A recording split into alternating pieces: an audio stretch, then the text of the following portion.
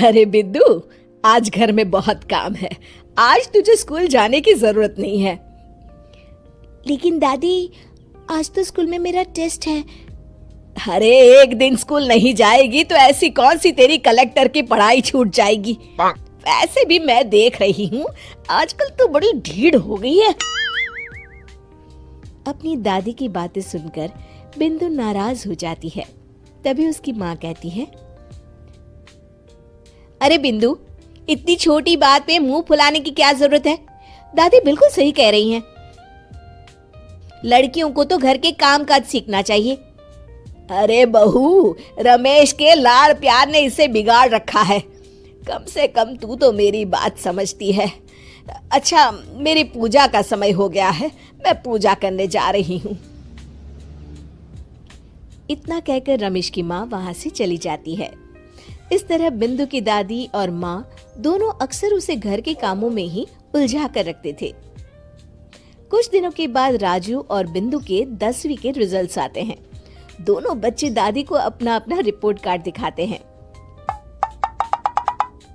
शाबाश मेरे लाल, तू तो बड़े अच्छे नंबरों से पास हुआ है। तभी बिंदु कहती है, दादी मैं भी अच्छे नंबरों से पास हुई हूँ। रमेश की माँ बिंदु को अनदेखा करते हुए कहती है, हाँ हाँ ठीक है, अभी यहाँ खड़ी क्या कर रही है, सुन लिया मैंने। जाकर मेरे लिए चाय बना कर लिया। बिंदु उदास होकर चाय बनाने किचन में चली जाती है। तभी राजू कहता है, दादी मैं क्रिकेट के कोचिंग सेंटर में एडमिशन लेना चाहता हूँ। अरे वाह राजू बेटा, ये तो तूने बड़ी अच्छी बात कही। तू कल ही अपना एडमिशन करा ले, जितनी भी फीस होगी मैं दे दूंगी। अरे एक दिन मेरा पोता विराट कोहली बनेगा। इस तरह अक्सर रमेश की माँ अपनी पोती बिंदु के साथ दुर्व्यवहार करती थी। कुछ दिनों के बाद रमेश की माँ और उसकी पत्नी दोनों सास बहू मिलकर राजू का एडमिशन अच्छे स्कूल में करवा देते हैं, लेकिन बिंदु का एडमिशन नहीं करवाते। इस बात से नाराज होकर बिंदु अपनी दादी से कहती है, लेकिन दादी मुझे भी आगे की पढ़ाई करनी है। अरे क्या करेगी आगे की पढ़ाई लिखाई करके हैं? आज से ये पढ़ाई का भूत अपने दिमाग से उतार दे। इतना कहकर रमेश की माँ वहाँ से चली जाती है।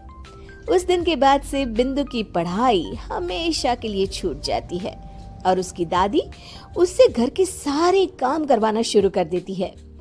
इस तरह उसका सारा दिन घर के कामों में ही बीत जाता था।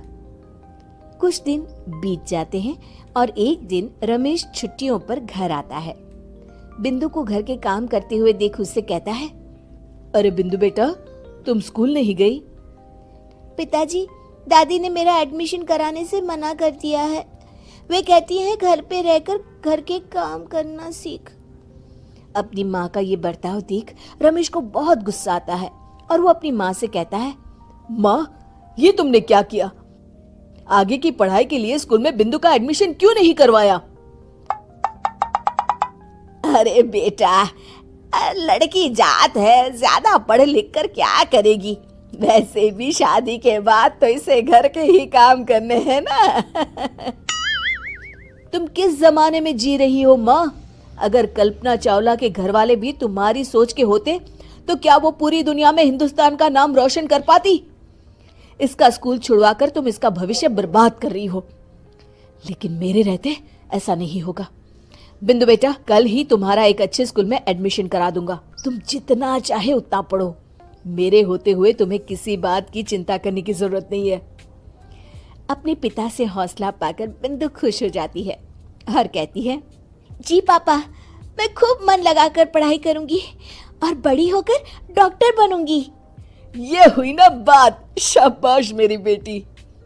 शिक्षा, लड़का हो या लड़की, हमें दोनों को आगे बढ़ने का मौका देना चाहिए।